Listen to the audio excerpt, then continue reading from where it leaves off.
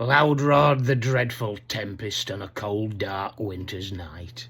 As I passed o'er the moorland by the moon's fast fading light, I prayed to the Lord for shelter from the wild and windy storm, for a bite to eat and a mug of ale and a fire to keep me warm. I'd been doing a gig up in Bacup, and when I got there the time had been late, and there hadn't been time to buy petrol. Now my car had run out, bleeding great. So I'd set off to walk to try find a house where perhaps I could stay for the night. But now I was lost in the darkness, just blundering about with no light. I cursed as I pulled my coat about my dripping neck and head, and 'twas then that I saw a light shining out, both ghostly, wan and red. A farmer's cot, thought I to myself. Oh, praise be to God I'm saved. Somewhere to rest this weary night, for a sleep I surely crave. I strode to the door in a moment, and I knocked in the pouring rain.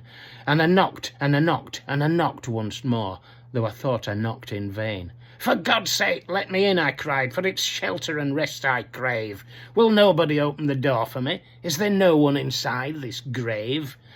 An owl hooted in the distance, and as if I spoke too soon, a thunderous crash rang across the heavens, and a cloud went across the moon. And the door creaked open slowly, and a sight came that I'd feared, for grimacing in the doorway stood an old man with a beard.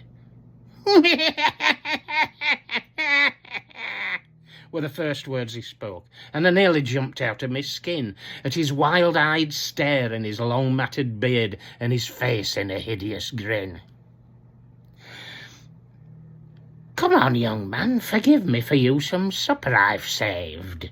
It's not often travellers call here. Aye, you may well call this place a grave." He took me to the kitchen where he gave me bread and cheese, while he hovered near with a dewdrop nose and occasionally coughed and wheezed. He said, "You're a musician, I see. Your instrument's in its case. Perhaps after supper you'll give us a tune. It'll liven up the place." When supper was o'er and the pots put away, the old man took a chair and sat down, and he lit up a pipe and he folded his arms and said, "Come on, lad, give us a tune." So I took up my fiddle and plucked at the strings. Tears welled in his eyes and he sighed. "Oh, my God, that's the tune that she played me. The same one she played when she died." Yes, that's the tune, that's the very same tune, and the look in his eyes, it grew worse. The tune that the gypsy girl played me when she cursed me this terrible curse. You see, I used to be a folk singer, whose music delighted the ear, till one fateful night my life was snuffed out. I've been dead for this past 20 years. I gagged with horror as the madman spoke on of the things that had passed in his life, how a famous recording folk singer had been till he courted a gypsy man's wife, a duel he'd fought with her husband as his grief-stricken missus looked on, and he'd clubbed him to death with his banjo, and realised the wrong that he'd done. For the gypsy girl still loved her husband, and swore to avenge his sad death, and she'd picked up a fiddle and played a sad tune as her husband coughed out his last breath. "Natty Loopkin, a curse I put on you now, till the fires go out down in hell, and the stars fall down on the rooftops, that none of your records shall sell. And furthermore, this do I curse you, that you'll wither and then you'll grow old, but never you'll rest in your grave at all, till your very last record is sold." Then the madman, he beckoned me out of my seat, and I followed him filled with dread, upstairs and down passageways gloomy and grim, and then into the attic we sped. And there, in that room, piled high all around in boxes and tea-chests and crates, were the very last LP that Natty had made all them years ago with his mates. There were piles of 'em up to the ceiling, and others all scattered on floor, and another had even been put to good use. It were blocking a hole up in door.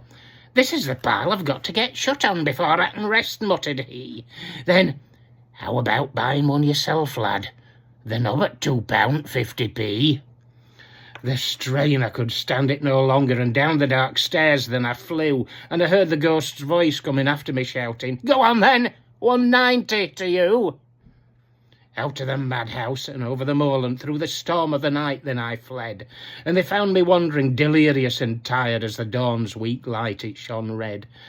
Well, I've often been back to try find that house and some more information to glean, but of old Natty Loopkin and his phantom recordings, nought ever again has been seen.